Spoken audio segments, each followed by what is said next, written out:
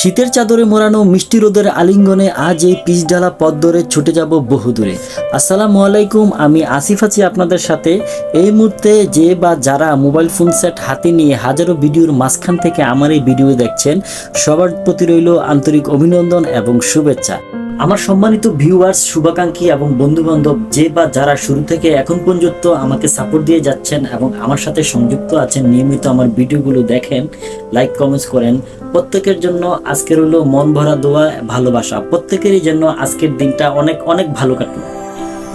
সম্ভবত এই প্রথম আমি আমার ফেসবুক প্রোফাইল থেকে ব্লগ ভিডিও আপলোড দিচ্ছি। সাধারণত আমার ফেসবুক পেজ থেকেই আমার ব্লগ ভিডিওগুলো আপলোড দিয়ে থাকি, কিন্তু কেন জানি আজ মনে হলো নতুন করে একটা ব্লগ ভিডিও তৈরি করি আর সেটা আমি আমার ফেসবুক প্রোফাইলে শেয়ার করি। এই জন্য এই চিন্তা ভাবনা থেকেই আজকে বেরিয়ে পড়লাম অজানার পথে কোথাও ঘুরতে।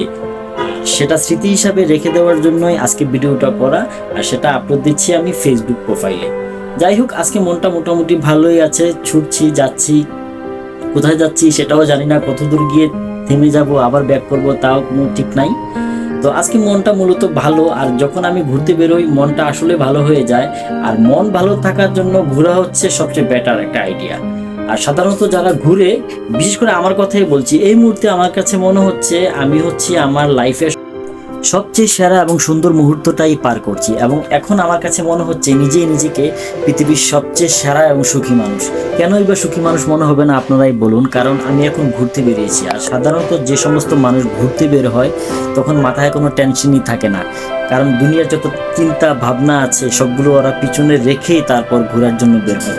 একটা জিনিস চিন্তা করে দেখেন আপনারাই, এই মুহূর্তে আমি ঘুরতে বেরিয়েছি, আমার কোনো টেনশন নেই, আমার কোনো ফ্যামিলির কোনো মাথা ব্যথা নেই, আমার কোনো সাংসারিক কোনো মাথা ব্যথা নেই, আমার আর্থিক, সামাজিক বা শারীরিক কোনো চিন্তা ভাবনা কোনো কিছুই নেই। আমি একদম দিদারসে লাইফটাকে এনজয় করছি, ঘুরতে বেরিয়েছি। কিন্তু একই সময়টাতে অনেক মানুষ হসপিটালের মধ্যে কাতরাচ্ছে, অনেক মানুষ জেলখানার মধ্যে বন্দি আছে, অনেক মানুষ অনেক রকমের পারিবারিক, সাংসারিক, মানসিক কত রকমের প্রবলেমের মধ্যে পড়ে আছে। কিন্তু আলহামদুলিল্লাহ এই সমস্ত কোনো প্রবলেম নিয়ে এই মুহূর্তে আমার মাথায় নাই।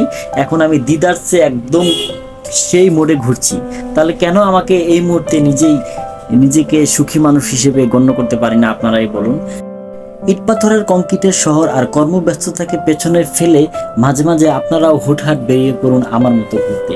সারাটা জীবনই তো টাকার পিছনে দৌড়াবেন, সারাটা জীবনই তো ব্যস্ত থাকবেন। এত ব্যস্ততা দিয়ে হবেটা কি ভাই? একবার নিজের মতো করে ঘুরে আসুন, দেখে আসুন প্রকৃতিটাকে। এখনো আমাদের দেশটা অনেকটাই দেখার বাকি। যে যার মতো করে যখনই সুযোগ পাবেন বেরিয়ে পড়েন আমার মতো ঘুরতে।